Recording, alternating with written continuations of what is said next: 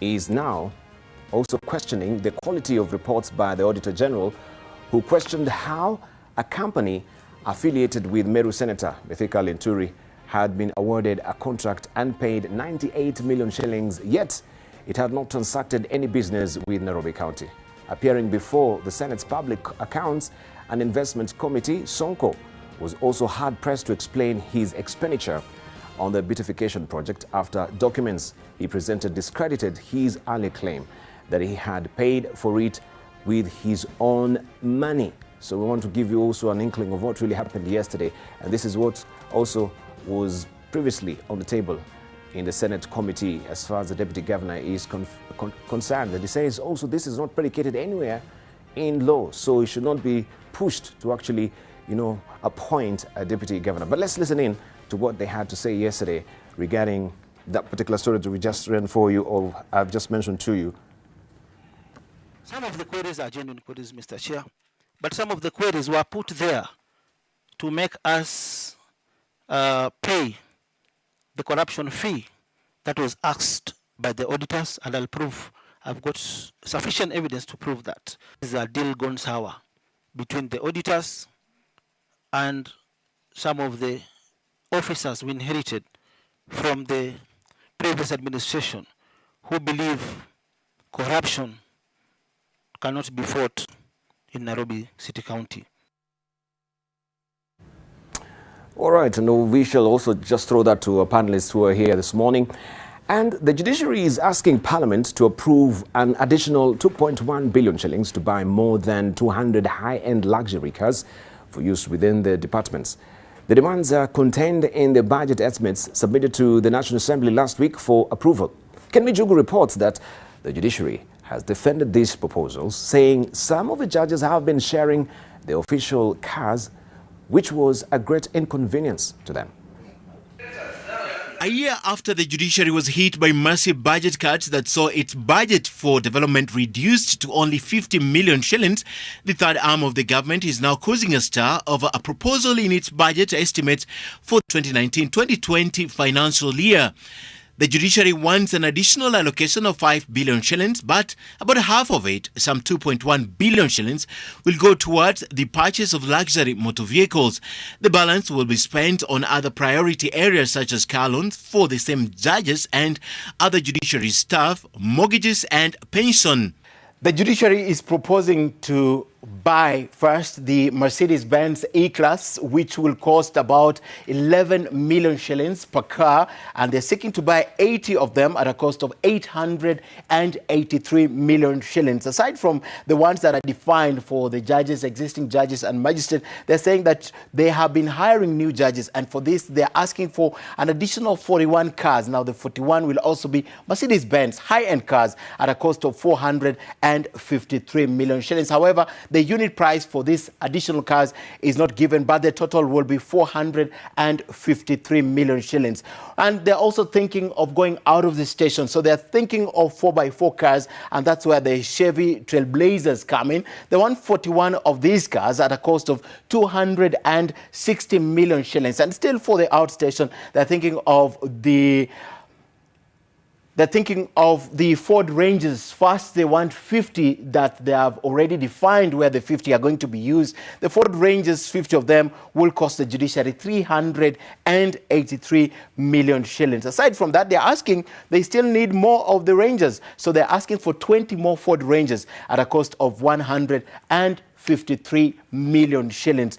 So you ask, how much will this cost? It will cost 2.1 billion shillings to buy all these cars for the Judiciary. But such sights of a car graveyard taking in the Judiciary's expensive vintage perhaps provide an apt picture of the Judiciary's and indeed the government's spending culture. Last year, the Judiciary was forced to cancel a public auction of several high-end cars that had been lying in their yard for a long time. This was seen as a reaction to NTV's expose of the Judiciary's expensive junkyard. The vehicles have since been auctioned.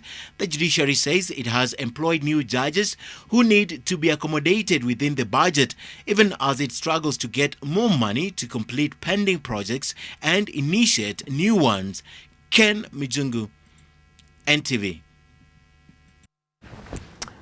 All right, let's just hear what our panelists they have to say about that story and, of course, the preceding one on Sonko and that issue that he has with the Auditor General as well. And we've heard also that the Speaker of the Senate, that is Ken Lusaka, also is seeking that the Office of the Auditor General be empowered, and they will be coming up with a legislation as well to try and see if that is Office of the Auditor General will be empowered. I'll give you the details also much later in the course of the program. But the judiciary, they've always cried foul that yes, they're underfunded, but where is the money going? Is this what they're seeking, right? 2.1 billion shillings actually to buy high-end cars. So what do we say about also the 4x4 SUVs that they're seeking, the pickups that we've seen actually on that particular clip, the Chevrolets and all? Let's hear from Aaron Chiriot on that particular front. First of all, I wonder what the pickups are for. What the pickups are for? Yes. I wouldn't know. Maybe... and especially a Chevrolet, for that matter.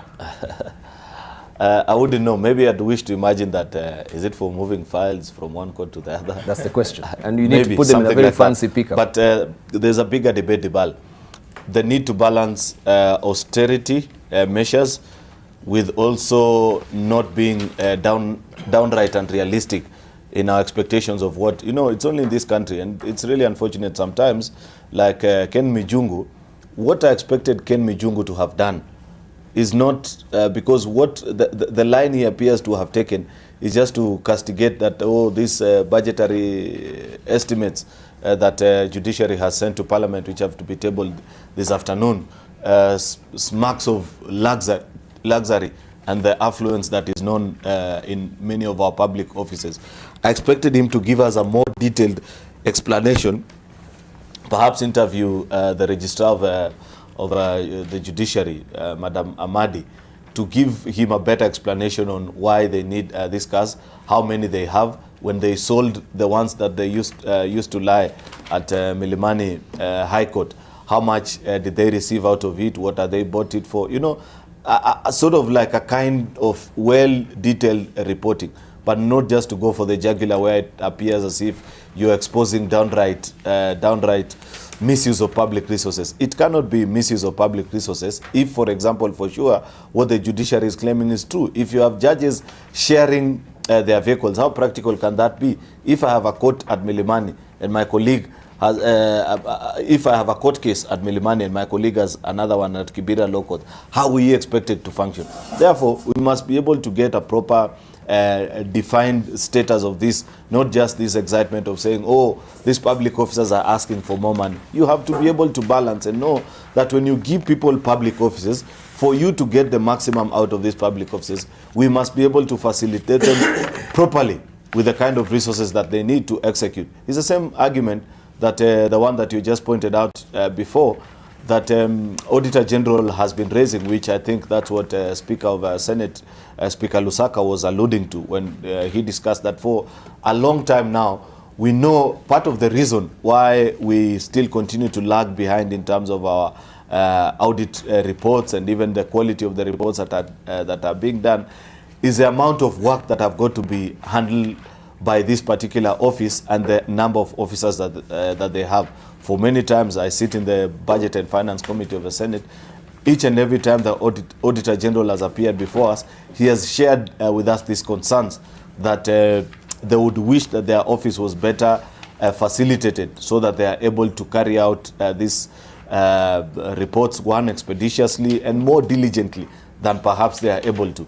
The truth of the matter is that they are stretched more than they can. So the big overlying debate, Dibal, is where do we strike the balance without having to appear as if for every public expenditure that is being done by public entities, it is a wastage of public funds. Of course, we understand that there have been, back in the day, downright misuse of public resources. There's no debate about that. But also in trying to just be safe and ensuring that we keep proper checks on our public institutions, we must also not appear to be petty and trying to cut down on things that make sense in terms of the explanation that is being given. But when you call it petty, we know that there was austerity measures and we had to use Passat cars even before, right? It's unfortunate that, yeah, some of them maybe they are sharing cars right now. But do we need to go for these fuel guzzlers and the Mercedes-Benzes and the Chevrolets? I mean, a simple Passat will work, isn't it? Of course. Yeah, but when we're talking about a bloated, you know, wage bill right now, we are trying to tame, you know, the wage bill. Austerity measures have to be in place. I mean, there's no rhyme or reason why actually we should be going for these high-end cars. Exactly. Is it justified? Exactly my point. Thank you. That my Just point, leave it at that. Yeah. Yeah, leave it at that. Let's hear from Otenda Molo, because maybe one of these fine days he might be the Chief Justice of this country. And yeah, we pray for him as well. And he'll make a good one. And he'll make a good one. Especially if he disowns ODM. I've told you there is Otiende the ODM lawmaker and Otiende the good lawyer. Thank you. Dibal, can I start by a feel-good factor? You know, so a lot of times we only have negative news. But this week, we won the men's and women's marathon in London. Yes. And so I think it's apt that we give kudos to Kipchoge and Kosgei. They did us proud. They did. The information that often comes out of this country is only negative. Having said that, I agree with the sentiments of Aaron Cheruiyot. I think it is simplistic to look at the budget and say the judiciary is wasting funds. A number of factors must be considered. That aspect of as we do this, we must also remember that there are certain offices that must be treated with the decorum that is required of that office and facilitated in a way that earns that office respect. Only then do we hold those office holders also accountable for what they do or they don't do. And the offices of judges are one of those offices. You do not want a judge to be heard to have asked for a lift in a litigant's car because they don't have a car. And then you will ask, is that not improper? A number of things must be considered. The first one is, the only vehicles that can be bought by any arm of government, including the judiciary, can only be those vehicles that are approved. You will know, Dibal, that in this country, in a public office, you don't just buy any car of your choice. There's a limited number of choices that you are allowed. 3,000 cc. Yes, and even the design, and even from whom you can buy. So you must start by appreciating that the decision to buy any of these cars is not entirely the judiciary's, but it was a selection from that pool. That's number one. The second one is that we've had an increase in the number of judges. Only last week, they were interviewing to increase the number of judges of the Court of Appeal by 21. The number of judges of the High Court are also being increased. And we are increasing the number of judges and magistrates because we want faster resolution of disputes. And as long as that increase is there, there must always be some sort of increase in expenditure, including of things like vehicles. The third point to note is the kind of vehicles that I've seen being talked about, and sometimes we are under this misconception, and it has happened before, that, oh, remove all the Mercedes-Benzes that some of the ministers used to have, then bring in the Passats and all. One of the things we need to analyze is, did that really work?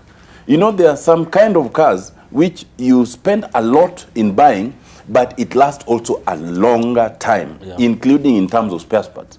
There are some where you spend a little money, but within no time it is spoiled or the cost of maintenance is higher. I dare say, and I think this is proven, that some of the cars like Mercedes-Benz are some of those which you spend a lot, but it also lasts too longer. Rather than spend a little and in half a year, in 2 years you've had to buy 3. I am not persuaded myself, and I was not persuaded even then, when the president, as the Minister for Finance, decided that ministers cannot drive Mercedes-Benzes, and instead we spent a lot of money in buying Passats, and all those Mercedes-Benzes, which were in good order, were then basically taken to the yards. And many of them are in the kind of situation that you saw there. I am not sure that it's a good idea. Buying pickups, buying Chevrolets, buying all those other pickups, I think those are utility. Because we must appreciate that our road network is not that good. So there are places, there are courts in this country where you will not access with your low vehicle. Now, do you want to have a situation where the court does not proceed because the judge is driving a Toyota TX which cannot access those courts? I think it makes sense that we facilitate the judges just enough for them to do what we expect of them. And therefore, I think that an analysis of that budget must be practical, not just in terms of what has been presented, but in terms of interrogation. And I expect that the budget committee either has or will interrogate and interact with the Chief Registrar of the Judiciary sufficiently to understand the rationale. But for myself, I would not readily condemn it. All right. Maybe we need to hear a person who is not really in the picture, who can actually look at the frame intently. Jacob Dio, who is not really a lawyer, right? Because I know of course to Chief Justice. Waswahili unasema mwambia ngoma uvutia kwake. Good morning. Good morning. I want to disagree with my friend Aaron and Otiende. Of course, you don't expect Otiende to criticize the judiciary. That's how he makes most of his living. You don't expect lawyers who have been in all these election petitions to be here. In fact, I was thinking about Otiende last night. But I saw all his friends in the Kidero case. He was the only one missing. I thought he was sick, but he couldn't miss out. On invitation, not. So you don't expect that. However, the BAL, it can't help us every time the media has an exposure that we come here and bash the media. You know, my friend Aaron says that Ken Mijungu should have gone further to look for Anna Madi and blah, blah, blah. What is the work of Parliament? I thought if you didn't have the information, Ken has given you information to go to work as a Parliament. In fact, with that kind of imagination of vehicles being bought, it should be that Parliament should have been, making noise so much from yesterday to want to know that imagination where it is from. Secondly, it is ironical that Uhuru Kenyatta is the president. He's the one who came up with the Passat hoax. And those Passats, I went in one when I was deputy minority leader. It could not go on our roads for 2 days. The Toyotas that Tiende is saying, in this country, our car of choice is Toyota and Nissan. Those are what we can afford even in our roads ever since we were born. The mere fact that there's something curious about this story, that most of those vehicles are from America. And that is how people set up corruption. What would inform the source? The way we know, the way our people are dealing with China, the way we have been dealing in the past with cases of that magnitude. Whose idea is it that we would want Parliament to tell this country? Somebody has some serious idea about our money. And when you say the judges must have decorum, Dibal, I am of the opinion that all of us must come to the realization that we can't afford the way we are living as a country.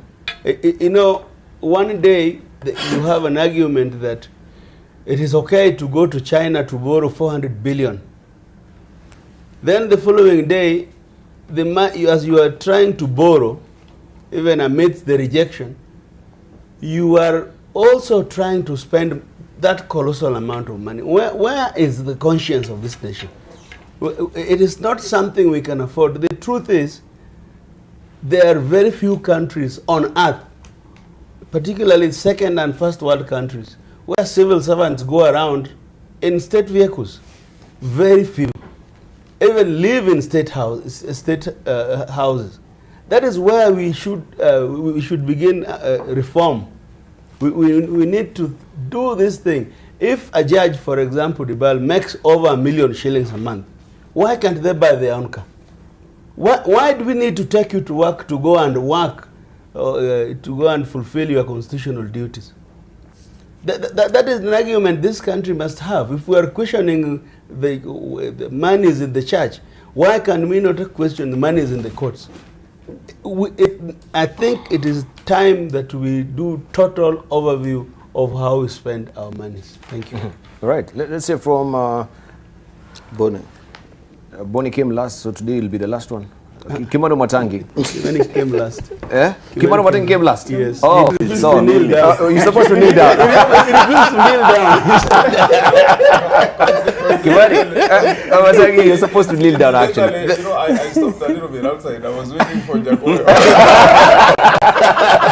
I thought he was late. He was going to be late. And I escorted him to the kneeling ground.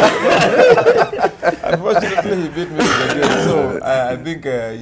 So Bonnie beat you to the punch. Yeah, let's hear from Bonnie then. He can have his Okay, thank you very much. Good morning, Kenyans. Unfortunately, in Kakamega, we are not as happy as my brother Atiende might want to think that there's a happy feeling in the whole country. There's been a series of killings in Matungu constituency of Kakamega, which peaked on Sunday, where a number of people were killed, including Sharif Odongo of Makunda Secondary School, from a young boy. People are just killing each other at night as if there is no police in Kakamega County. I want to urge CS Matiang'i to take a personal interest and find out what's going on in Kakamega. And what is instigating these killings? Exactly. And people are being killed by blocks who are wielding machetes, which means it is just petty crime, so to speak. Petty crime. Yes, yes. You have raised the issue of the cost, the spending in the Judicial Service Commission. And I've heard Cheruiyot and Amolo. I am not surprised at all. The reason why Cheruiyot, who has been very sober on matters of austerity austerity measures has changed all of a sudden is because now he's a commissioner of Parliamentary Service Commission. Oh, it's a commissioner? Yes. If Ken Mshungu now focuses on Parliamentary Service Commission, he'll find that this commission of ours is also committing the same crimes against Kenyans the way the judges are doing at the Judicial Service Commission. And I don't have to add anything on what Jacob said about his our brother Atiende. Atiende is an interested party, so don't rely on him. But more importantly, what Ken has done was actually anticipated by the new constitution. In the new constitution, we have created offices that are supposed to do what Ken is doing. The first one is the Office of the Controller of Budget. We wonder why, if at all it has been approved, the Controller of Budget was not disturbed. When the Judiciary asked for more money, why she didn't ask what is the money going to be spent on. The second institution is the Parliamentary Budget and Finance Committee. It is expected that when the minister comes to defend his budget before this committee, as he asks for budget line after budget line, he must defend it and satisfy members of Parliament in the Budget and Finance Committee so that if such a glaring abnormalities are there, then the Budget Committee will say, no, this one we shall reduce and we shall cancel it. So I want to urge the Office of the Controller of Budget and the Parliamentary Budget and Finance Committee to do its work. I also want to request my brother, who is a commissioner, please, we did not take you to the commission so that you become rich. Of late, I've been seeing you've been having golden watches. There's one there. It's a Rolex. He's becoming a Luo.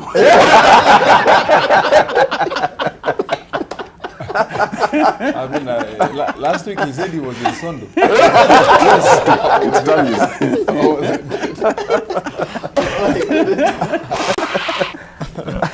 So if our committees, if our institutions are going to work, some of these excesses are not going to be there.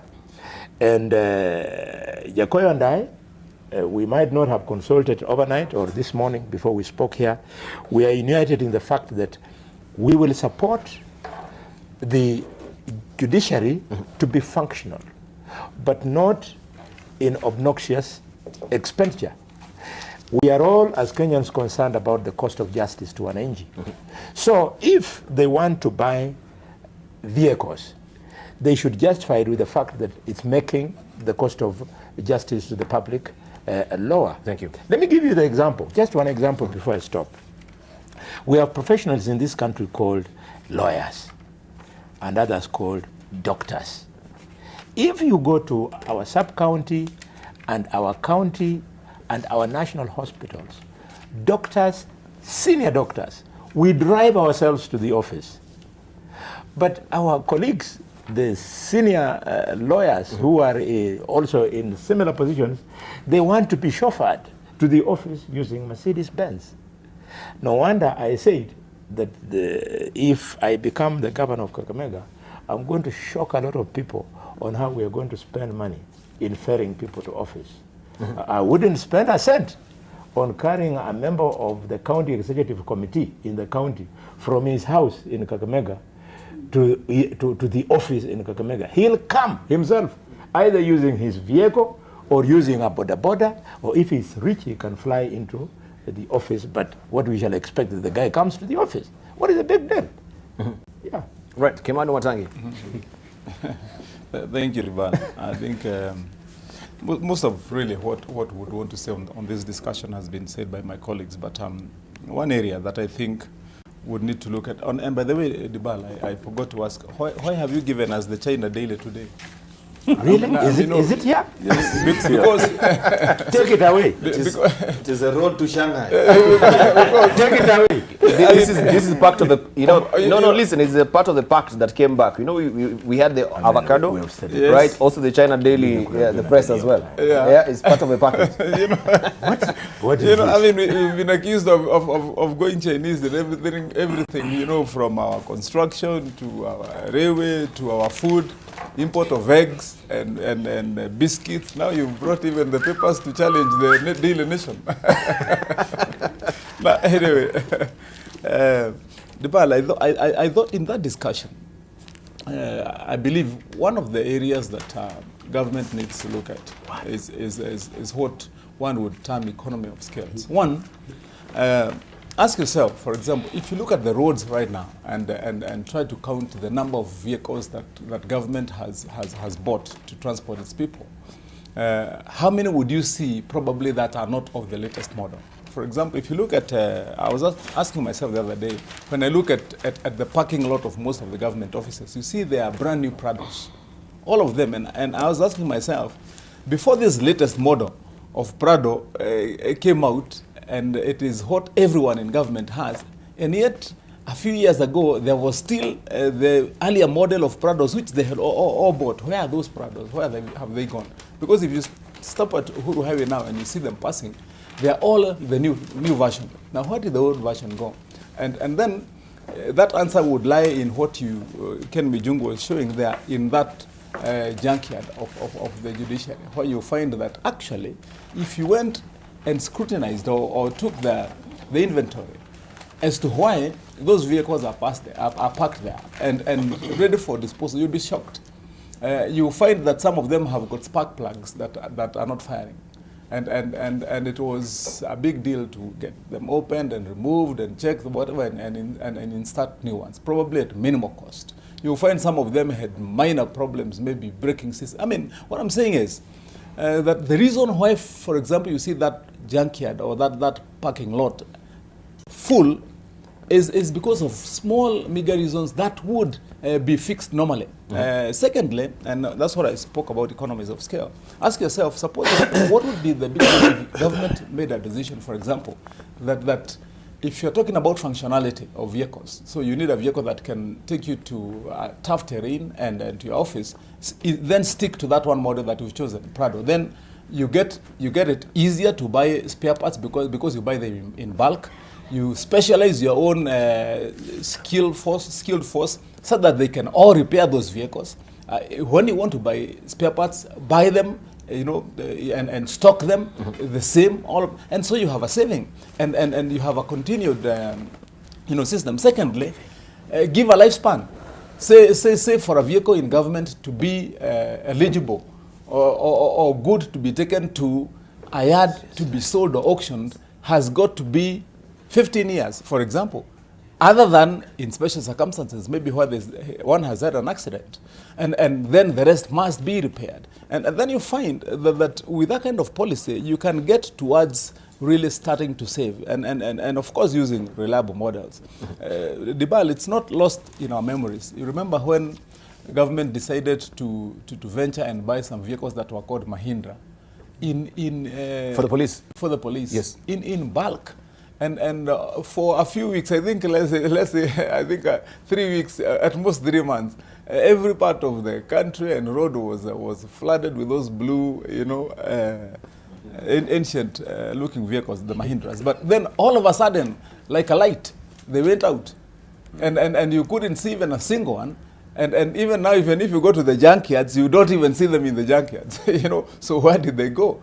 One of the biggest enterprises that is run in this country is by vendors, entrepreneurs, car salespeople, in timing and waiting for those cycles when there are auctions of government vehicles, because it is one source of making big money. You go there, you bid, you go in car minimal repair, and then you have a good vehicle that you can sell at a big price. And so I believe in terms of speaking about austerity, we have to rethink that model. It is a good thing, what my colleagues here were talking about, Tiende Amolo, the commissioner here is described ably by Boni Halwale. that motoring to work in good atmosphere and reliable means is acceptable, but it has got to be done with certain skills in mind. I believe that would be sufficient. Let's wind up on it, and just to see some of the reactions that we have here on Twitter. We have Ambrose saying that, why are our priorities upside down? A fleet of new Mercedes-Benz are lying idle somewhere in the yard. Also, we have Nyamogo Gogni saying prompt quality judicial services to the nation need to convince the release of such amount if indeed it's worth. I don't believe the scale of justice will be imbalanced if non-luxurious cars are availed to the judiciary. Also, we have Swaka saying, and the members of parliament also being afforded the same high-end luxury cars, just asking for a friend. Also, we have the economist here, Economist Joe. Kenya needs serious austerity measures in government spending and a thorough scrutiny of all government projects. It's not the time for judiciary to spend 2.15 billion shillings to buy 200 vehicles, yet they have not helped reduce corruption. Also, Azuki Sirkal is saying this is typical the mindset of ODM legislators who usually portray themselves as holy. You justify every mediocrity based on convenience, not public interest. At Otiende Amolo should know that judges earn so much that buying them vehicles is a mockery to taxpayers. They already get fuel. We have also Simon Mugo saying, Jacoyo, bringing very legitimate debate. Why should we facilitate people to go to work while some of us don't even have that work? Also, we have Senator Machete saying, of course, that is a moniker there, Senator Machete. Kenyan leaders are becoming a joke day by day. 2.1 billion shillings for cars, yet people are dying of hunger. They need less than this. Where did the rain start beating us from? Where did the rain start beating us from? Surely. And then we have also Andrew J. Franklin saying, people we know, scorpions and cannibals. Say no to public servants living large on money from a bankrupt exchequer. None of these tax funds, fat cats need flashy expensive cars, guards and handmaidens live lifestyles of rich and famous. Bure kabisa, he says. And we want also to see what is on the front page of the Standard as well. When we're talking about austerity measures, civil servants pay review rolled out. And this is good news for them, it says. In light of what are we talking about, civil austerity measures, I should say, a team appointed last week is already working to review terms and conditions for chairpersons, CEOs, chancellors, vice-chancellors of public universities, board members, management, and staff of state corporations. This story is tucked away on page 6. We have a bloated wage bill. And just, I think last year, it's not even actually 1 year now, we saw that particular allowances for the board chairs was increased from 80,000 shillings to around 200,000 shillings. if I may remember very well. Sure. Right? And here we are again. We're talking about austerity measures. Is this the way to go? Well, Dibal, you know, I wouldn't wish, because it appears now that the whipping boys on the panel is Otiende and I because of what we've stated. You know, You asked for it. you don't need to lose sight of what our trail of argument is. In any case, actually, we are on the side of Kenyans, because I remember just yesterday I was in a meeting, now that Bonnie has alluded to me serving elsewhere. I thought I come to this panel only as a Kenyan who wants to share. A Kenyan from Sondu, not anything else. But now that Bonnie has gone towards that direction, let me say this. Yesterday we were having a very rigorous debate about this, because part of the reason why Judiciary does this, and this is important for Kenyans to know, this is their budget estimates that they are sending to Parliament, for Parliament to either agree with, disagree, scale down. This will be purely the work of Parliament. Therefore, it is not proper to say at this point that Judiciary is spending. It is their wish list that they are presenting. As Parliament, we were working on a similar one for our own.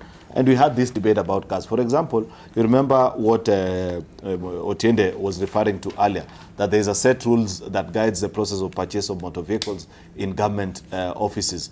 First of all, I do not think it is right to call them fuel guzzlers, because one thing I know is that you are not allowed to buy more than a 3,000cc motor vehicle in any public officer, unless the only people that I know have been allowed to do that are the heads of those governments. That is the Chief Justice, the Speaker of National Assembly, and the President.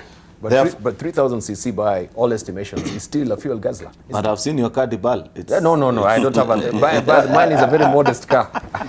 It is something close to 2,500. No, it's not. It's way below that. Which is not. Anyway, the point is, the debate at that particular point that we were having was whether it is right to insist on buying new vehicles, especially given the fact that almost every new office holder, like now when we appoint new cabinet secretaries after 2022 election, chances are they will not use the vehicles that will have been used by their predecessors. Either it will go to collectors at a junkyard, or it will be sold off. Therefore, a more prudent way of using some of these resources was to still retain the CC capacity of the vehicles, but see if you can buy outside. You know, government does not buy anything that is not new, unfortunately, which means you can only buy for local manufacturers. Those Prados that Wamatang is referring to, one goes for 14 million shillings. For 14 million is a lot of money. For half or even less than half of that amount, you can still get the same motor vehicle, but in the second-hand market. So some of these regulations actually need to be reviewed, and therefore we agree. The only point that I was making, which I beg that Jacoy and Bonnie do understand, is the need to balance austerity with also not being too punitive, to the point of saying, once you've been given a public office, organize yourself how to work. There are obvious rooms where people can be manipulated, which you have to guard against. They are the basics that you have to supply any particular officer. It's just like NTV hiring you, Dibal, and telling you, buy your own laptop, look for your own microphone. Surely, does it make sense? So long as you're able to provide the basics, therefore the discussion should be, what are these basics that we should provide to public officers? Thank you. Let's hear from Otiende Amolo, as we're winding up on this briefly. Yes, and first of all, when Bonnie, made fun of my friend Aaron Cheroyot about his watch, I looked at him and his suit and his new watch. And it struck me that he has also improved the quality of his wardrobe. And I thought that maybe it's not about the Parliamentary Service Commission. Maybe it's about the team they associate with later. In which case, it's a matter of choice then what you wear. Number two, I think Bonnie... Have you noticed even the eyewear? The frames, even the frames. You can see clearly now. But NASA was underutilizing this. It is obvious. Clearly, and you should mention that when Bonnie goes for some of those forays that they donate millions, they don't go in those simple cars he's talking about. I can assure you of that. And they actually, him and his associates, go with vehicles paid by the public. to make those private donations. So Bonnie, be very careful how far you want to go with this. Secondly, I think let's be very clear. This is not a debate about professions, about lawyers and doctors. And Bonnie, you keep wanting to invite me to this debate. I might just accept it, but for now I will resist it. The point here, this is a debate about public officers. It is about judges. Judges are trained as lawyers, but they're working as judges. If you want to compare like for like, then compare senior advocates with senior doctors, both in private practice. And you'll find that in all those cases, everyone uses their cars. You know, there's nothing from government. And it is important to point out, I think somebody said that even, you know, members of parliament are also, you know, given cars. We are not given cars, but we are given some grant to buy a car. Now, that is where I agree with the sentiments of Jacoyo. What we need to decide is, as a matter of principle, do we want to be a country that when you are appointed to a certain office, like in Rwanda, you are given a certain amount of money and told, buy a car that will befit you, and then use it. They're given a substantial amount of money. But the decision we made so far as a grant? Is as a grant, yes. That would be better. Yes. But the decision we've made so far is not to do that.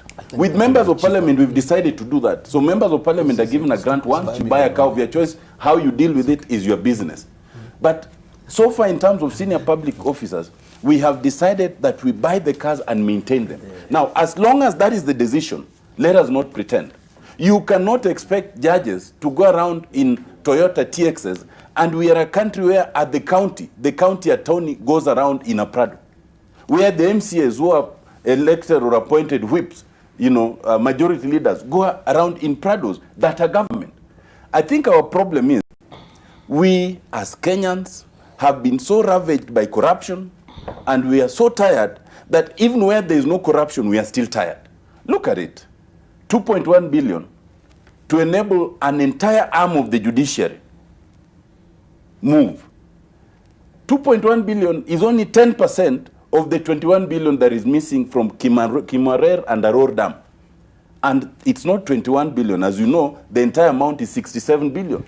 Right. That is only one dam of 15 that are questionable. I think what we need to focus on, we need to focus on what is right and balance it out. I can tell you, when I was appointed ombudsman, I realized the contradiction in this. Kenyans want you to be everywhere and to provide the services, but they do not want you to expend on anything that will enable you to get there. So you are expected to be in all the counties and travel there. But if you buy one vehicle within the government regulation, then that is misuse. I think we must encourage proper use. We should insist, and that there's nothing wrong with that, that the vehicles that the judiciary wants to buy, we must assess. And as I said, we will assess it in parliament, that it is fit for purpose and not more. But having done that, then we must also insist that you don't have a situation where vehicles are written off conveniently, as has happened before, so that people who are using it buy them after 1 year, so that you buy others. Thank you. I think that's what we need to focus on. We need a short break right now, a station break. But Jacob, I can see you want to say something. We'll do that on the other side of a break. Have we exhausted this? Because I want us on the other side of a break to just get granular with what is headlining also on the front page of the Daily Nation. This is what had purpose to actually talk about today, the church and, of course, the donation. There is a bill in the offing that will try and rein in, church donations and Harambes. If it flies, then it means all donations that are way above, or we have a tidy sum of money, that will be through the banker's check. Will that try also and tame this particular donations that we have in churches right now? Of course, that has sparked a lot of debate. That is also what we're going to be discussing on the other side of a break. We take a station break right now. When we circle back, we continue with more on the other side of a break. Don't go away. Right, welcome back. You're watching People and Politics here on AM Live, and we continue the conversation at pace. We left it at Jacob Midio. You were straining at the leash to say something. No, I was just trying to say about this issue of the judiciary, just to clarify, because Honorable Tiende is equating or differentiating between an MCA and a judge and a county attorney. The last time I checked, all lawyers are the same, whether they're county attorney or chief justice. So I didn't know it should be different, because one works in CI and another one works in Nairobi. That's all the difference there is. In any case, the other one is more deserving. They live in parts of the country where there are no tarmac. and they don't have drivers. So I think we need to sanitize this argument. But Dibal, Kenyans must know that the government is out of control. A few, like a year ago, they came up with this position called CAS. You know, to just increase on our wage bill. The so-called, I think, an equivalent of a deputy minister or an assistant minister. These people have crowded our roads with chase cars. And the regulations that exist today only said, I think it was only a few Minister of Security and I think Minister of Finance who was supposed to have security before Mudavura left office. Now everybody who works around the state has a chase car with policemen. Boni is here complaining how people are being killed in Matungu. Yeah. But policemen are chasing people who have not even been elected. People have not even been elected. In fact, I'm so happy some members of this parliament have opted that they don't want police. At least a couple who are just going around as Kenyans. But it is wrong for the state to do what is wrong. You know, I saw something yesterday, Dibal, when Joe Biden launched his presidential campaign. He said the state must give its citizens dignity. All we are asking from government is to give us dignity, however little. But when you say you are taxing us, and let me tell Wakili Otiende, that there will be no difference when you say 2 billion and somebody has stolen 10 billion, and you would be different from when the DP said only 7 billion. You know, this billion thing is so big. You know, Kenyans don't even know. The reason why people are not on the streets is because they don't know what we are talking about. But we must bring dignity and sanity to this whole system, because I think it is important that we take care of our citizens. It's not the people we employ, it is the people we are employed to look after. And even as the state wants to increase pay for civil servants, there's nothing wrong in it, Dibal. Let us, but keep the numbers down. How come the state is not talking how to reduce the excess employment in the counties? How come we have not told Kenyans that it is better to have medicine in hospitals than to have salaries? Well, lastly, there's a governor, the governor of Uasin Gishu, it's called Mandago. I discovered the other day, and I've really grown to like him, because Mandago went to Posta and negotiated with the management of Posta. And he employed kids from his county. He pays them, but they work for Posta. Posta has not been employing, but when it shall come to pass that now they begin to employ, Mandago's people will already have the skills. Ours, you have the governor, the former governor of Bomet, on his exit sunset days, he employed like 5,000 people who nobody has paid today, but he was hiring them to help him in the campaign. So why we must insist on sanity, whether it's to the church or to politicians or to the ordinary citizen, we must insist. Yeah. All right. Let's hear from Boni Halwanis. Dibal, you must allow me to quarrel my brother Atiende. But why do you call him Atiende? All the time. It is the recent association. Allow me to attack him. To this extent, that my brother knows very well that besides having been part of the new constitution making process, he also knows that today in its present form, there is the Office of the Control of Budget. And the responsibility of the control of budget is, amongst other things, to oversee the implementation of the budgets of the national and county government.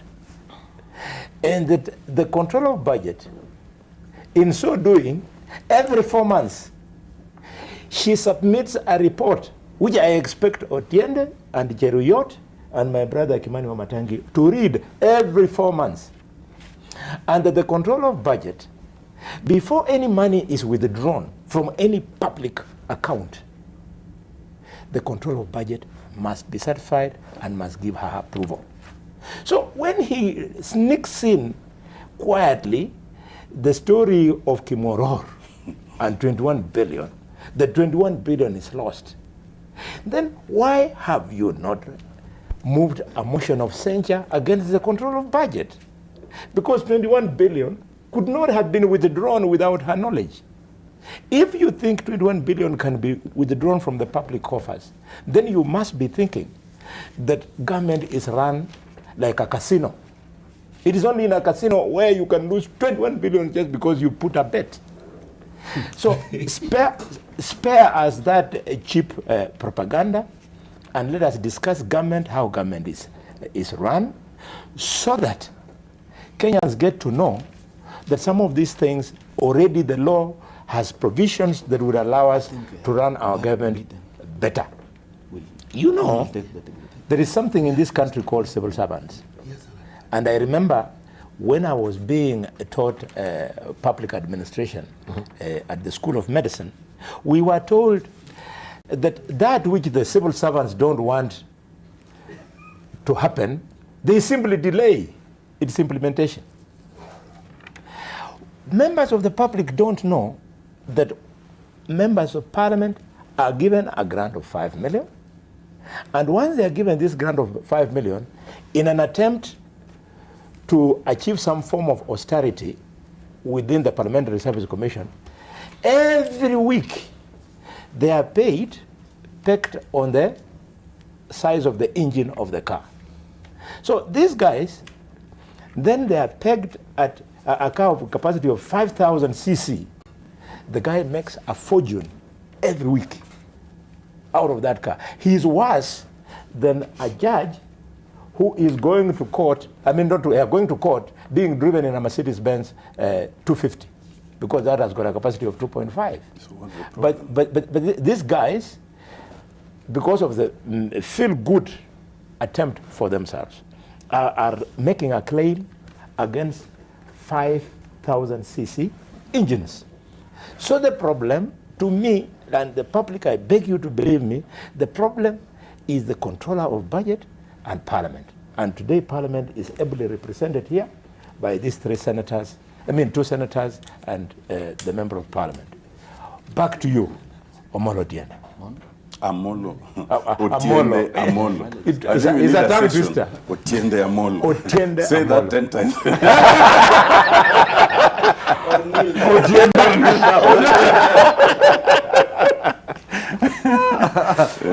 All right, let's hear what we're talking.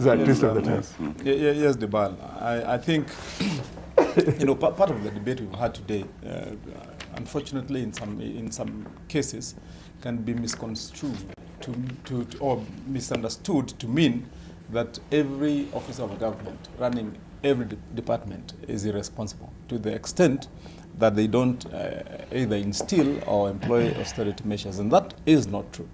There are some departments of government, personally, that I've witnessed, which are headed by certain individuals. And I want to remember sometimes when I had an engagement with Mudaura sometimes, and he was known. Actually, he was very stubborn when he headed the public service, because he was just labeled as a mean man, even by all those who fell below him. And there are several others also within certain government departments. And actually, what I would be proposing, in my view, Debal and our viewers, is government should also have in place incentives for individuals who are given the responsibility to run departments, and they run it within the provided for austerity measures, such that it can be something to be proud of. And somebody can see that there is a reward for sticking to the rules. And that is the way you encourage people, and then you get the results that you want. Let me also comment a little bit on this issue of grants that are given to members of parliament, and would seem like a good option. But that also must be employed with a lot of care, because if you look at the volumes, the number of offices, constitutional offices, members of parliament, and other, if all of them were to be given grants, for example, and you go and buy a vehicle that you're going to use on your own, and eventually that vehicle is yours. When you leave office, you find that sometimes some of the terms, for example, like a board chairperson serve, 3 years or less, would be too short, and it would amount to, an economic exercise that would be like giving away money, because if you're serving a term of 3 years or 2 years in an office, and then you have been given a grant to buy a vehicle of 5 million or 4 million, it's literally a giveaway. Within that period, if that vehicle is bought, you can use it to be used by your successor, and so on and so on. So I think that also needs to be practiced well.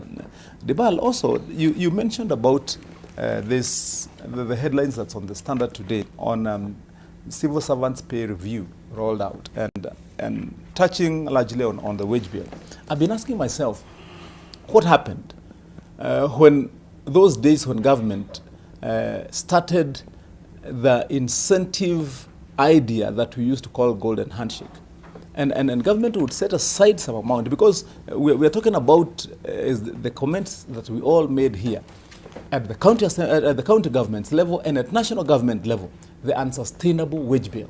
And if you look at, for example, the budget that we make, and amounts attributed to recurrent expenditure, more than 70% of recurrent expenditure, maybe going even close to 80% is a wage bill and personal emoluments. And what one would also want to ask is pertinently that question. For example, if we have the capacity to go and borrow or take a loan that we will repay, for example, at 2% or 3%, why not have the courage to say that this wage bill is unsustainable, and we should be able to, for example, take a loan, pay it at 2%, but clear off, for example, quite a huge chunk of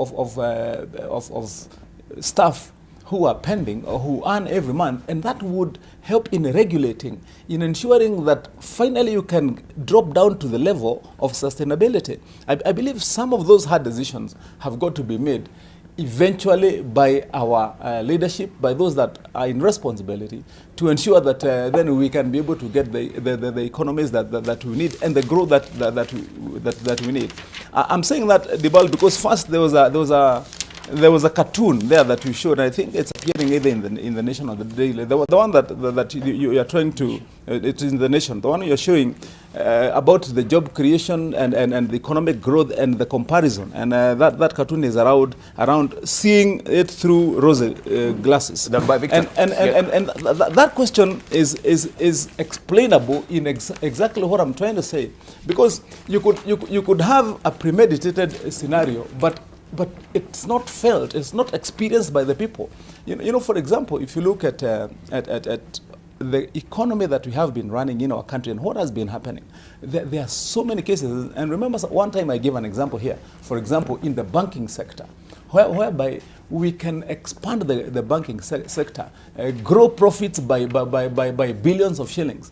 But the actual effect on it, and that is the question you asked, why are our people down there not feeling it? Why do we still have so many people jobless? And you're talking about an economy that's growing. Mm-hmm. If that is not leveraged, if it is not also balanced to the extent that, for example, the example I gave last time here on banking, if you go to many of the banks around this street here, around the Nation House or Moi Avenue and whatever, you find that most of the banks now run automated branches. And remember, I gave that example. And you find that you have cash being dispensed by ATMs, you've got transactions being carried out worth billions of shillings, but by machines. If you look at our telcos, if you make a call right now to Safaricom, to Airtel, to whatever, you can be able to access 10 transactions without talking to a human being, only a machine. Those are all jobs which would have gone to a Kenyan. Now, the problem that we have is that although we want to improve digitally and on technology, we are not also thinking of growing and creating other jobs on the other side of the river, such that when you improve, then you also ask, where do you create jobs that will absorb the people that you should be talking about. And that's why you have that cartoon. Mm-hmm. That depicts that picture, that you can talk about economic growth worth billions or trillions of shillings, but at the end of the day, you will still have your people lamenting if it is not done thoughtfully. Lastly, Dibal, I would want probably at one point or the other, let's have a shot at this story that's up here on why the shillings 20 coin or the 50 coin can kill you. And you know, I found it interesting. But would you be going off the rails from our discussion?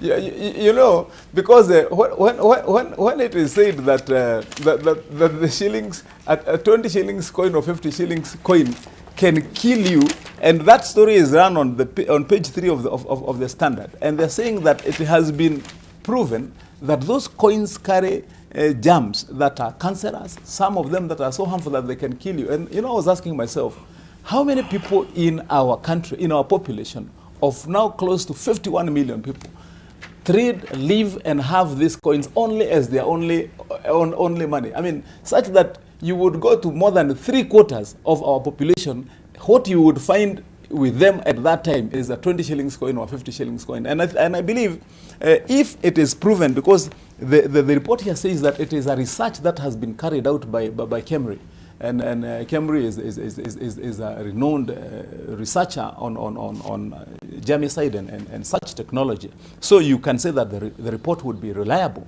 Then we are saying that 3/4 of our population, if not more, are every day exposed to death because the only way and that they live and trade is with that scale of 50 to 20 shillings. And then we would be asking government, and we would be asking ourselves, is it time then to ask, shouldn't we be phasing out these coins then and maybe replacing them? But of course not to say that to give business to print more coins. And I hope it is also not a ploy to have somebody looking for a tender to print, to mint coins. to mint notes by the millions. Because then if you said you are replacing the 20 and 50 shillings coin to its value with notes, then that is big business for a minter like De La Rue. So I'm saying, if this be an independent report, then definitely we need to think about it and think about the how that. And Wamatangi, next time when you go off the rails on the discussion that we're having, we'll have you also kneel here. We don't know. Stick. We'll have you kneel in force here. Thank you, Wamatangi. It is important that we bring issues that are important to our people, and that is why we always carry out the newspaper review. And I was only helping you in the job that you do in leading us. In fact, you should have called him Dr. Wamatangi. Thank you. Right, let's just read some of the tweets as we also gravitate to other issues this morning. We have Link saying, since Jacob left office, he now feels the pain of the ordinary mwananchi. His debate is sober and accurate. Ameanza kuvumilia kuwa Mkenya. That is what Link is saying. Also, we have Nyar Loka saying, I didn't know Marx make judges to render sound judgment. Is in the judiciary who, a few years back, auctioned high-end vehicles at throwaway prices because the guzzlers were just gathering dust. This government is just like a child's alimentary canal. Your work is just consumption. Also, we have Mr. Omoro saying, discussing Kenya's problem with members of parliament is like discussing your malaria with a mosquito. And also we have Tony Gichoi saying, Mahinda was an official calf of the Kenya police in the 90s, a car that could not even chase a goat. Buying cars in government has been an eating exercise mad with corruption. Also we have Nyamogo Gogni saying, why should Kenya's judiciary demand for such expensive cars in order to perform their constitutional duties when a first world country like Denmark has her lawyers ride a bicycle to and from court and still submit in time? Sounds like over-demanding or over-expecting. Also, we have Bo Buddha saying, tell me about this disconnect. People are starving to death, and these bad cats think the agency is luxury cars. Those are some of your reactions here. And lastly, we have I am Haraka saying, Upuzi, 2.1 billion on vehicles and yet no corruption convicts. We want to see results first. A Mercedes-Benz won't solve. All right, I didn't see this particular, but I also apologize for that particular tweet as well. Now we want to gravitate to what also is headlining the front page of the Daily Nation today. And we know the scramble for millions of shillings, usually donated by Deputy President William Ruto, has triggered divisions in the church on whether to receive such monies or not. And in Muranga, controversy rocked last-minute cancellation of the much-hyped interdenominational prayer meeting that was to be graced by Ruto after clerics who were organizing it pulled out over the other pressing issues.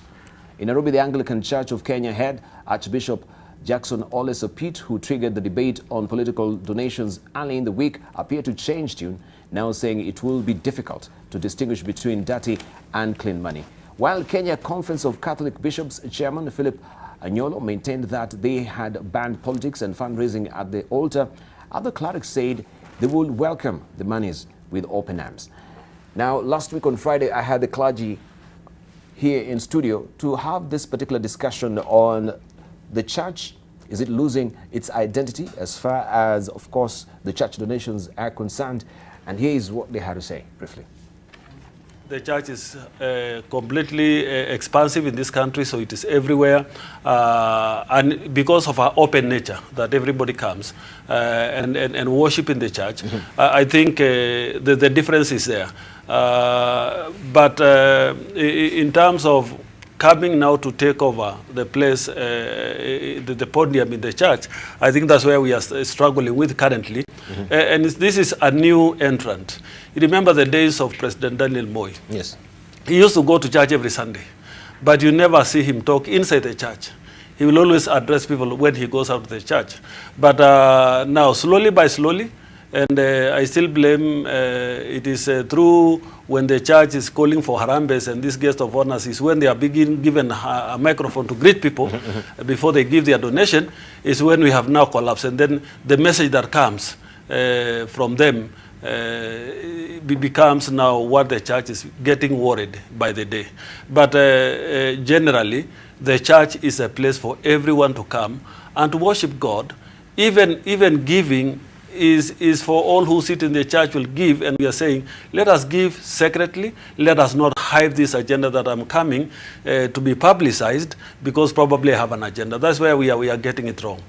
Kenyan has chosen one way of collecting funds that is called harambe, let's pull together. And that came during the time of Jomo Kenyatta. And 50 years down the line, we are still saying, we saw in Kibaki's time, and he said, why don't we become self-reliant, sisi kwa sisi? Meaning we don't depend on anybody except we rally together as a community and pool our resources and then now serve the poor. So the issue is we need to understand what is happening now. The context of this debate is within the politics of the day. That we are being told that the church has lost its identity. No, it has not. It has not. And it's not going to lose its identity because on a daily basis, we know Jesus Christ, God is the author of our lives, and Jesus Christ is the head of the church. All right, those are just reactions there from some of the clergies that we had on the panel last week. And we want to get a reaction on this splash that is on the front page of a Daily Nation today. This is the unholy trinity, church money and politicians. Let's begin with you, Aaron Cheriot. Why are you guys laughing? Yeah, why are you laughing? Of course, when you're talking about the church, you have to begin with those who understand it before now you give to them. To the likes of Otiende. Anyway, Dibal, I happened to have been somewhere for a meeting. So I had the chance to watch the entire show actually from 6 a.m. to 8 a.m. on that morning when you had those very good men of the cloth. And these are distinguished Kenyans, people that I hold in extremely high regard. Bishop Oginde, Archbishop Ole Sapit. I know Bishop Jackson Ole Sapit very well. Before he became the Archbishop of Anglican Church, he was our bishop in the Diocese of Kericho for so many years. Therefore, he's somebody that I've had the opportunity to listen to, share God's word, and also interact with him at a close level. Therefore, the things that they're raising, to me, are not without basis or without foundation. It is right that as a church, they ought to be concerned. My only worry listening to them is that perhaps they entered into a debate that they shouldn't have entered into. In my opinion, this was a political class debate that maybe they should have held out a bit longer, because when you come into a debate that has been initiated by politicians, the misinterpretation can be that you have picked political sides. If I didn't know, for example, Ole Sapit so well, or Bishop Oginde, I would have thought that they have decided to cast their lot with those who are either pro or against the Harambee. But since there are people that I hold in high regard, and now that they have spoken, I have to either choose to agree with them to a certain extent or disagree. One is on this issue of Harambee's debal. You know, you must remember one thing. As politicians, and for all of us that are on this panel, we don't invite ourselves into this public fundraisers. It is the public and the church itself, actually, that are led by these men that sends cards to our offices and says, oh, we are coming up with this particular building or structure. Will you be kind enough to share what God has blessed you with us on such and such a day? And therefore, if you're available, you agree and you go and take that which you're able to give. It's a very noble and worthwhile venture.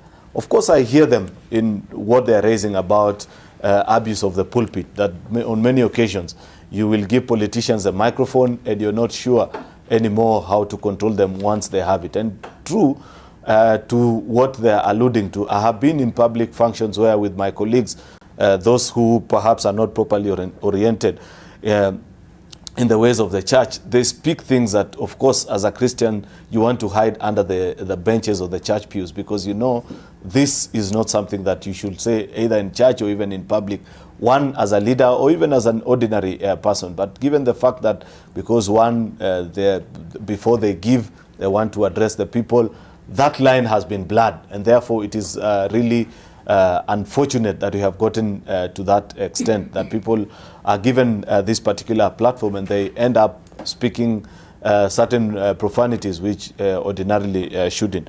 Number 4, the thing that also concerned me is when you appear to focus only on politicians and the debate about the dirty money. And the question that I will have for,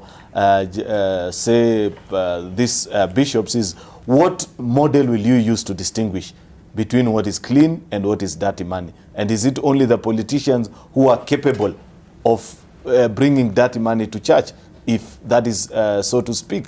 Because I know there are other people who don't live lives that would ordinarily be in accordance with the dictates of the church, and they come to church and they give giftings.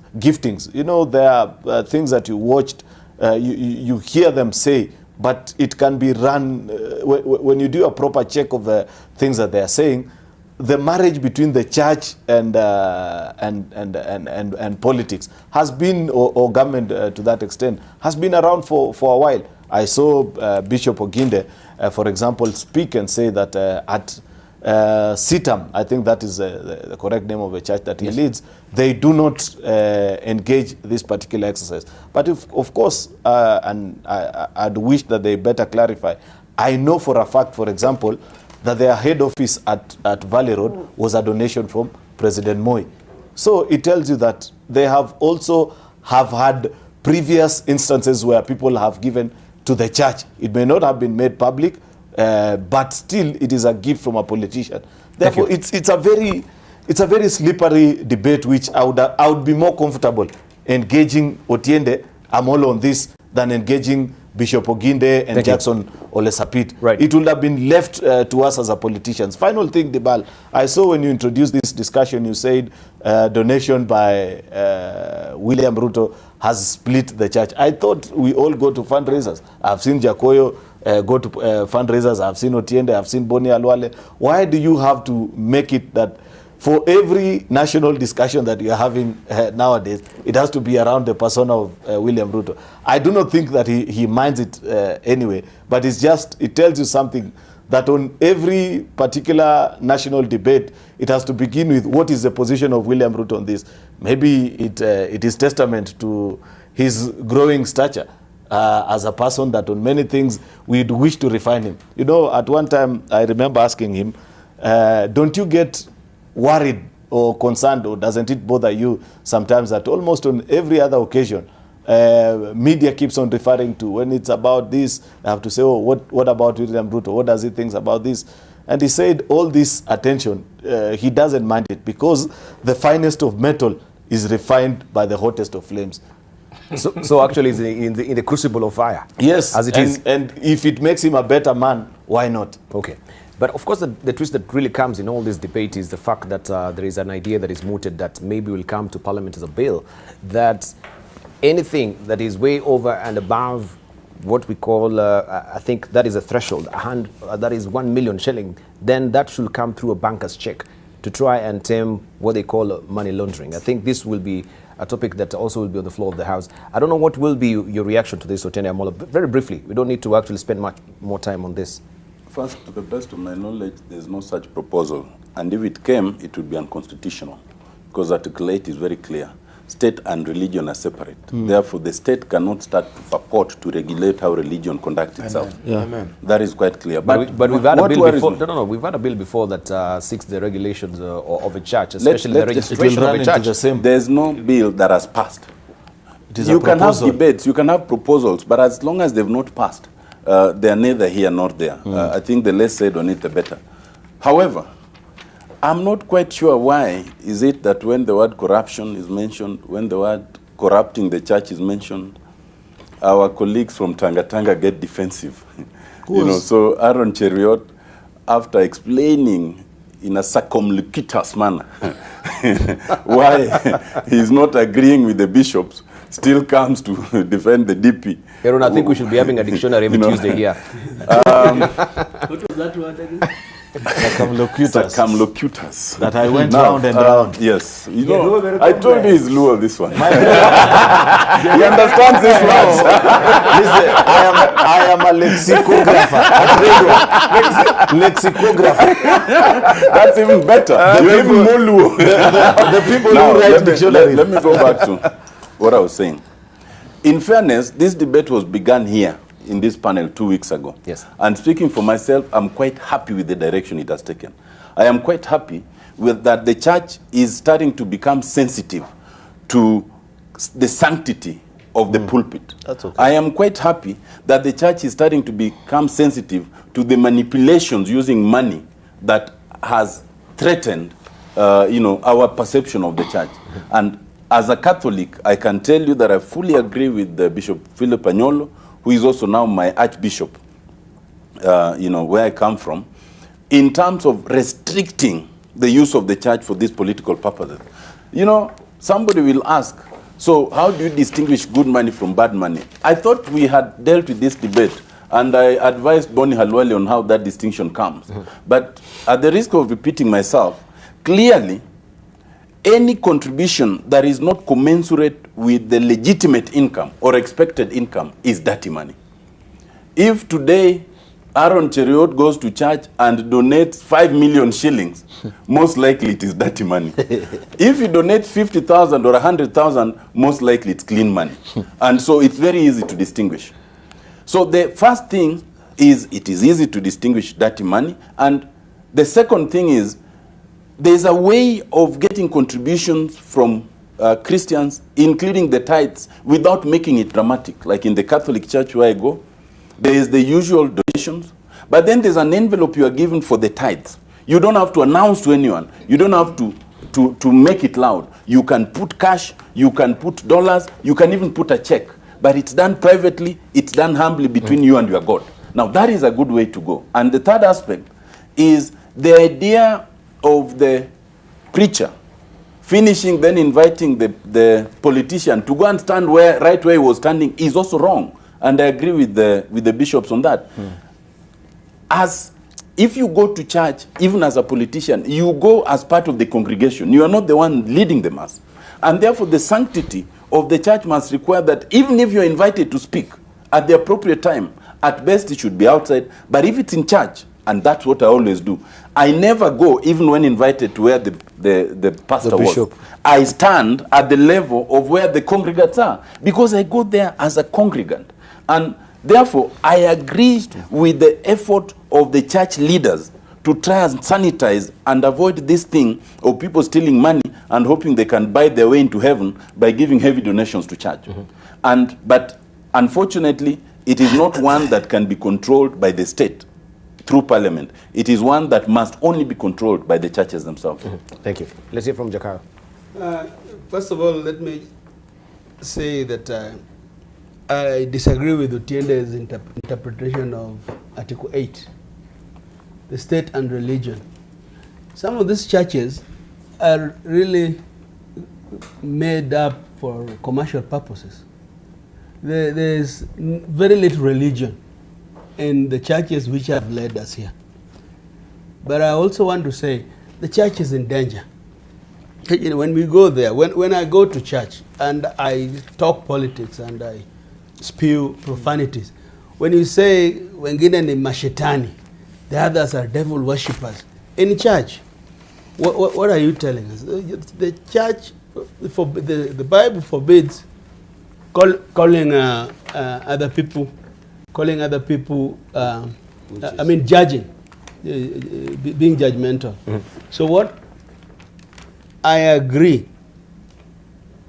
that we need to do something, but I think it is wrong, Debal, for us to go to church. Like now, everybody is culpable. The team that Luele and Cheriot belongs to, and the one calling itself Kileweke, you see them in church every Sunday. So both sides are guilty. And you see the things they say. It is a good time to, again, create some sanity. I remember when I first joined politics in 2002, I went to a church, a Catholic church, and they prayed, including praying for me. But the priest got up and said, but you can't talk politics here. So they said, you can walk out of the church, and that taught me a very big lesson. Because in church, not everybody is your supporter anyway, but everybody goes there to seek solace from God. So it is very, very important that the church must understand that they must engage us in this conversation. And they must know what you saw the bishops say. They are failing to say that they are the ones who invite these politicians in church. In fact, the ones who are deemed most dangerous, generous, are the ones that are frequent church goers. Yeah. Thank you. Right, let's hear from Bonnie. The Constitution of Kenya has got 18 chapters and 264 articles. The people who guided the country in drafting of this constitution were not fools. They had a reason why they did not see the need to reserve any chapter or any article on private finance. In fact, they have created a whole chapter 12 on public finance. May all those people who are creating this confusion stop there, because the Constitution does not speak to private finance, it speaks to public finance. If, for argument's sake, the Deputy President was going to the office of the President, where his budget is, then he heaves out 5 million and takes to a church, he would be culpable because he would be misusing public finances. Members of the public, there is no debate on the issue of donation is church. What is going on is the debate on Uhuru succession, period. And that's why when the Deputy President told people that let us plant avocados because we have found a market in China, instead of seeing the wisdom in diversification of agriculture, they said the Deputy President wants to kill the planting of maize. And when he said, when he invests in the hotel industry, instead of looking at it as a private investment, they look at it as the proceeds of corruption.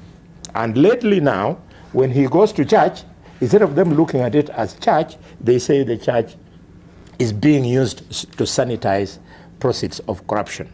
So it is all about Uhuru succession. And let me accuse two politicians strongly. The first one, Raila Odinga. on this debate. The second one, Musalia Mudavadi. They are the ones who never lost any opportunity in talking about clean and dirty money in church. Had they not pushed this agenda that much, the Catholics and Ole Sapiti's church probably would not have been forced to come out and speak on this issue. I would like to urge the Catholic Church and Ole Sapiti to treat very carefully. They should not be sucked into the succession politics of this country. We go to church, and I'm glad that Jakoyo has said it, that even on his first day to come to Parliament, he attended prayer. To get a politician to participate in a church harambe, it's not an easy thing.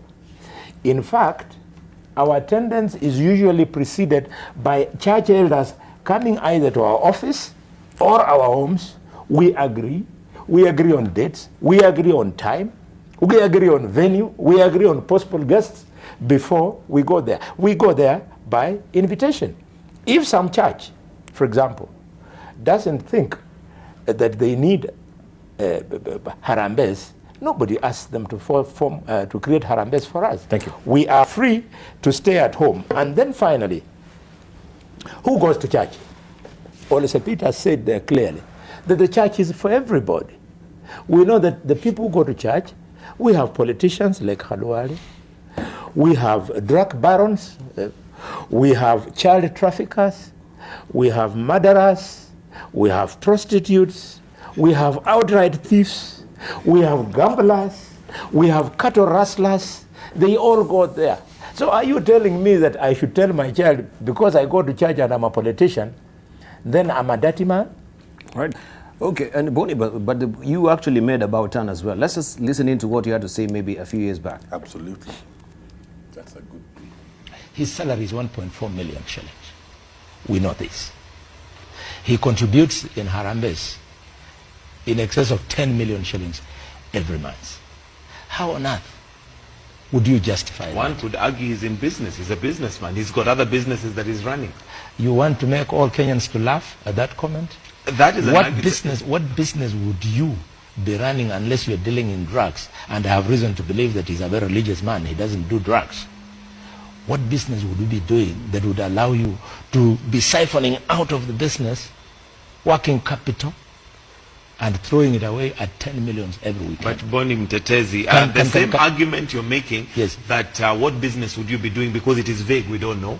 It's the same argument one could make and say, but possibly there is a business one could be doing. Let me tell you, it is serious. And as a professional in the media, never be guarded when you're dealing with corruption. Corruption is a very bad thing.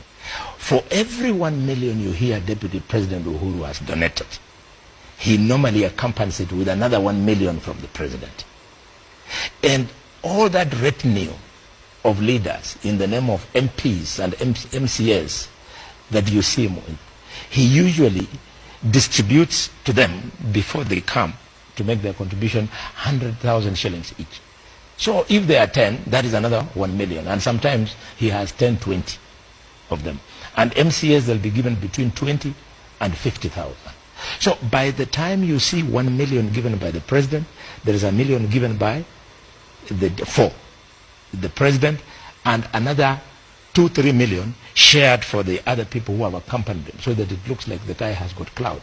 So we are talking about, for example, where you see him recorded as spending 10 million, you might have found that he's, in that particular month, he might have spent 10 times 3.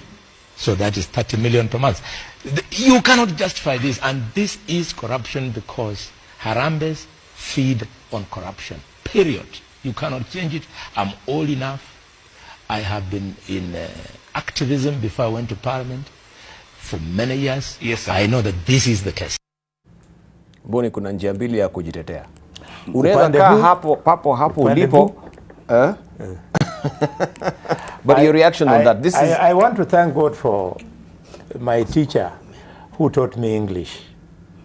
That even at that time, I picked my words very carefully. The catchword there is we hear. At that time, it was we hear. If you challenge me on that now, the only area where I have no answer is where the president's money comes from. Question is, Harambee. now, Go on. Hold. Nowadays Don't you don't be hear. like Amolo. You had it there, nowadays you don't hear. Just hold. So the only difficulty I would have now is if you challenged me on where the president's money comes from. I have never had a one-on-one with the president. I don't know. Thank you. But as far as the deputy president is concerned, you asked me and I must answer you. As far as the deputy president is concerned, we've had long hours of discussion, and I've discovered from his own mouth that his source of money is not just his salary. He's got other interests that allow him to raise money. And in the process, I would be mad to now cast aspersions on his private finance. Okay. That statement was only on public finance, i.e. the money he draws from the public office. We are really strapped for time, and I just want to wish that each of you, maybe you'll ask Goni on that particular clip and his change of tone along the way. Very briefly. I had heard not my shot on this. Everybody spoke about it other than the priest in this panel. So, yes.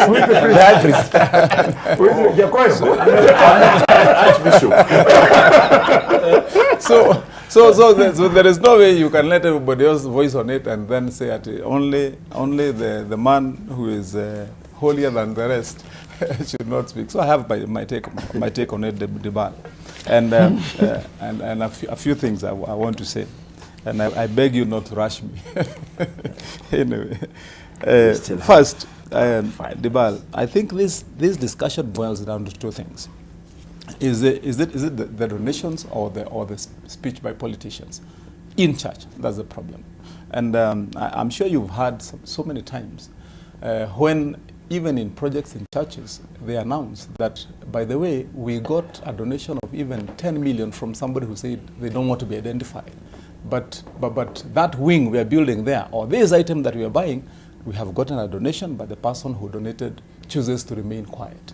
And on the aspect of, for example, what Otiendo was speaking about, on tithes, actually, if the church would tell you when they open those envelopes, there are people there, business people who donate millions of shillings in those envelopes for tithes, but they are quiet. So the question is it really the money that's contributed, or is it the speech by politicians? Because even part of what you tithe could be money that you got out of a deal that you brokered that is not necessarily holy.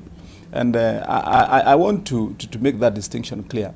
One, Dibal, the reason why you find in our constitution that religion features very, very prominently, and that is why it was seen as necessary to separate the two, is because there is a fundamental, straight and central role that religion plays in stability of the nation and a country, any country.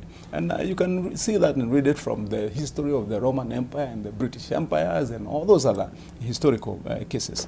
So one of the things that we cannot afford to lose sight of is the place of the church. You know, the reverence of the church.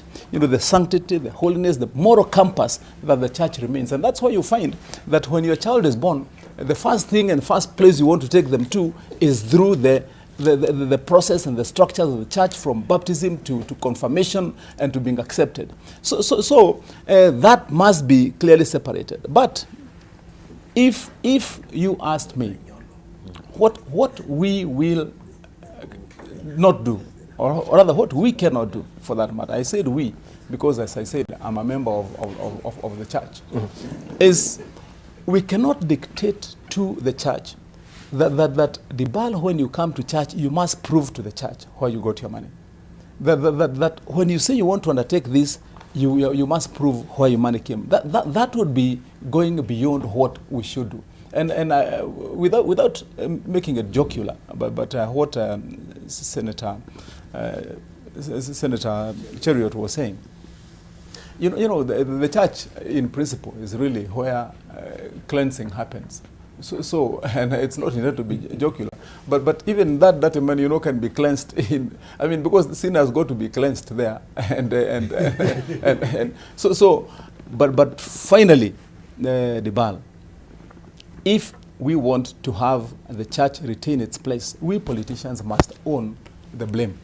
Because you find that most of us, when you go there and you're given that microphone, sometimes the kind of things that people say in that church, at the altar, are not only unholy, but they desecrate the church. And as long as politicians can learn to be tidy, to be organized, to be straight in what they say, and to respect the church. Thank you. Definitely, then you would not have this discussion. Thank you. The issue is not about donations. It is about what people get to say. Thank you, Matangi. Yeah. Right. We need to wind up. 10 seconds. We are looking 7:58. Yeah, but I thought the debate here should be bigger. I think we need to be saying what Bonnie was saying, the source of the funds. Because what is KRA for? Why do we need to declare our wealth? When you give so much money and it is not explained, KRA records are public records. So it is not right to say we are fighting corruption. We know where some people who are even in prison today got their money. Thank you. But we are saying the rest we cannot touch. That's not right. Aaron Chiril, 10 seconds. I conclude with a text from a viewer who has said, "Good morning, Senator. Remind them about the story of Jesus and the woman who poured expensive oil on Jesus' feet. The Pharisees of those days, like Otiende and Jacoyo, complained. Tell the Deputy President to continue giving to the church." All right. Let's hear from Otiende Molo. Your closing remarks, 10 seconds. The transformation of Boni from Boni Mtetezi to Boni Tangatanga, I think, demonstrates why some people have legitimate fear of politics. That it makes you so unprincipled that you can actually speak from both sides of your mouth. Boni, I pray for you. I hope not to get there. Thank you. I conclude by defending Archbishop Anyolo. Omolo, you cannot attempt to use the name of Archbishop Anyolo on this one, because he was the first to call out bluff when Raila lied to the Kenyans that he had talked to the Pope over the phone. Thank you. 10 seconds. Kimano Matangi, 10 seconds. Thank you, Dibal. I want to conclude by saying that we must let the church play the role that it has always played in the centrality of guiding our lives, and especially in being the moral compass of our children. Thank you. And the nation. Otherwise, if we over-interfere with the church, if we try to politicize the church ourselves, then we are going to lose it. Right. I mean, let's play our politics outside. Let's do what we have to do. Thank you, Let Matangi. the church be. Right. Dr. Andrew Sule is saying religion and politics cannot be interpreted in terms of conventional logic. Both are based on dogma, as one is based on faith, which is belief without proof, and the other is based on propaganda. Leave it at that. You've been watching People and Politics. Have a lovely day.